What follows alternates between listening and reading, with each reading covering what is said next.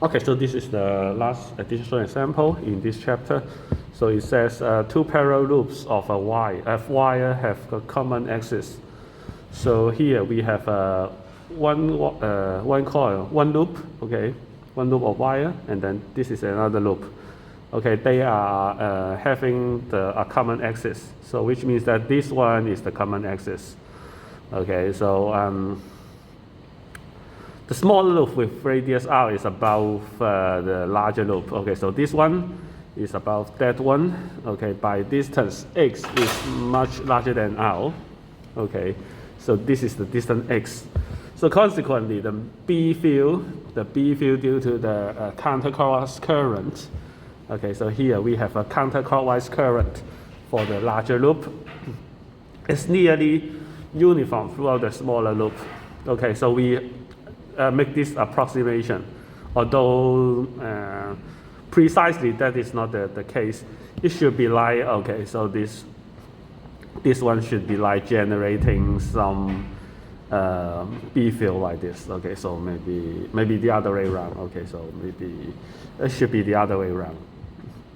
Should be in this direction. Okay, should be in this direction. But the idea here is that precisely speaking, okay, so the B field go through the smaller loop shouldn't be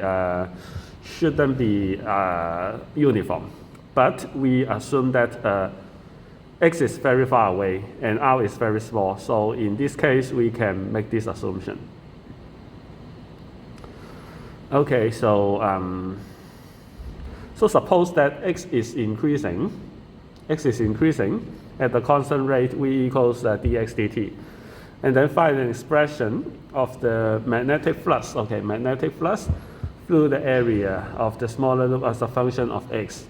Okay, so you need to make use of this. Okay, this is the B field generated by a dipole, and then of course this is only this point. Okay, this is only this point. By replacing this z into x, okay, this z into x, this will be the B field generated at this point P. Let's say this is P, and we assume that the B field go through the small loop is a constant. So which means that B field over the whole circle will be constant, which is like B times the pi r square will be the magnetic flux. So in this case, we would like to make it as B equals mu naught over 2 pi, and then this is mu. We would try to express it as I pi r square. Okay, so this is nothing but n times I times a. Okay, so here we have only a single loop. Capital N is 1, and then a will be the cross-section area, which is pi capital R squared. And then this is x cubed. Okay, this is x cubed as I mentioned. Okay, so okay, maybe I don't try to write it as a vector. This is just a scalar.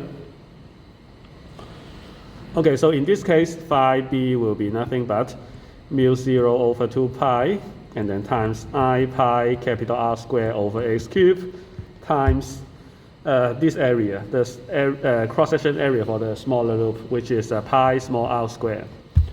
So we can just slightly rearrange and maybe do some cancellation. This pi and this pi can be cancelled. And okay, I think nothing else. So this is 2x cubed in the denominator, and then we have a single pi, and then mu naught, and then we have I small r square and then capital R square. So this is the answer for question A.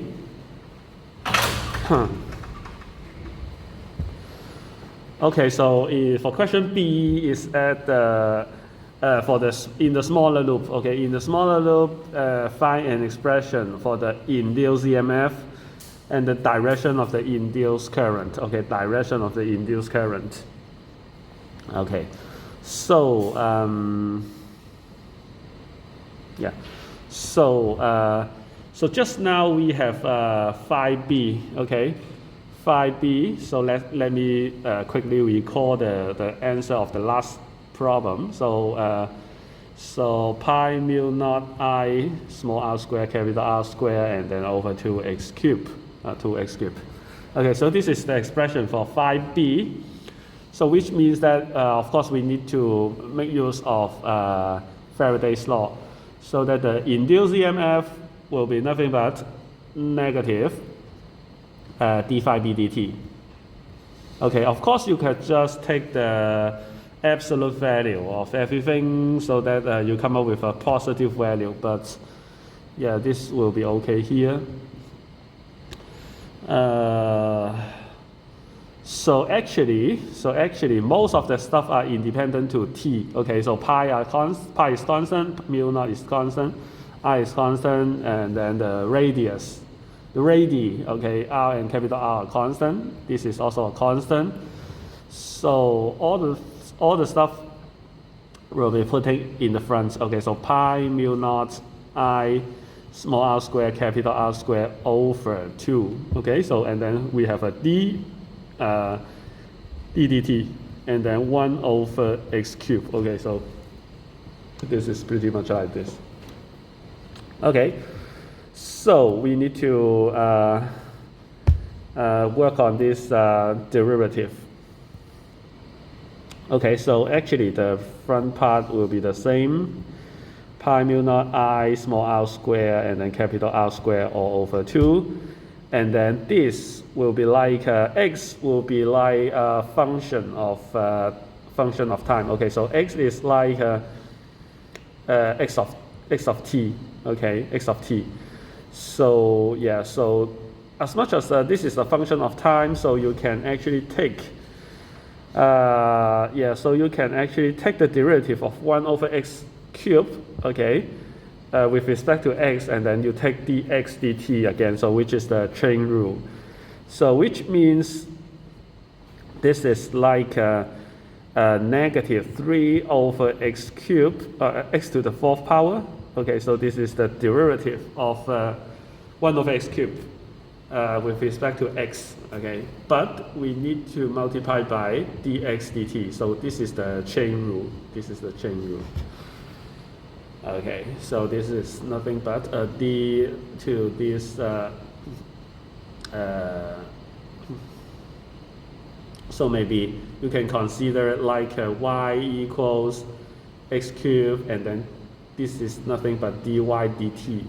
So which means this is dy dx, and then times dx dt, something like that. This is the chain rule. Chain rule. Okay, so we have 2 negative signs, so which means it turns out to be a positive.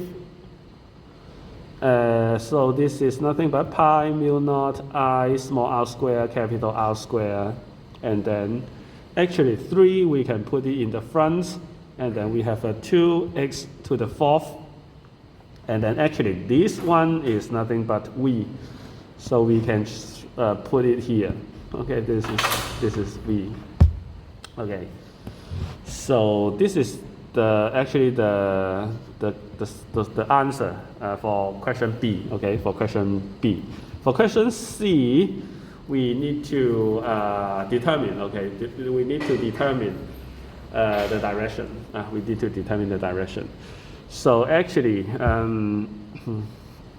so here it says that actually x is increasing.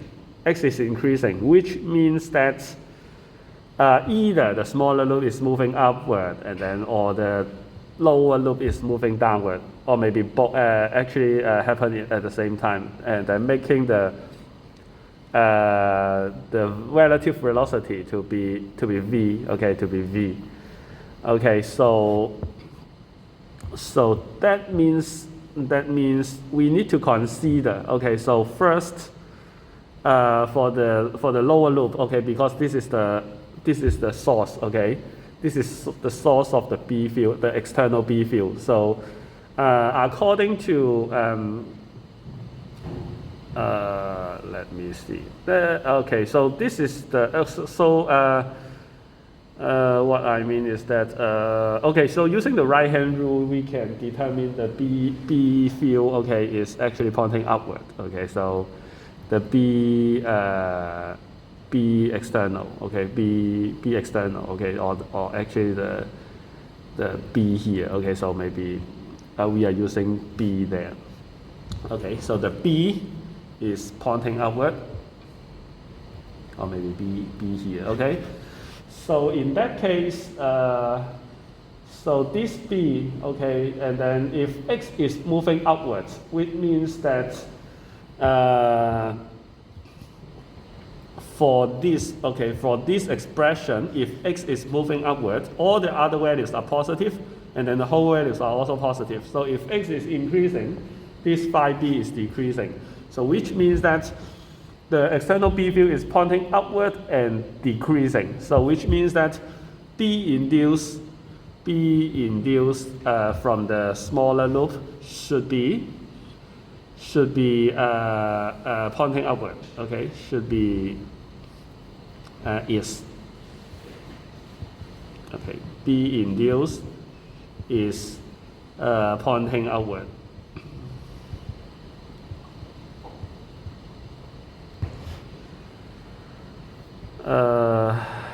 And in that case, it should be counterclockwise, or just as the same as the lower loop. Okay, so which means that the direction, so the direction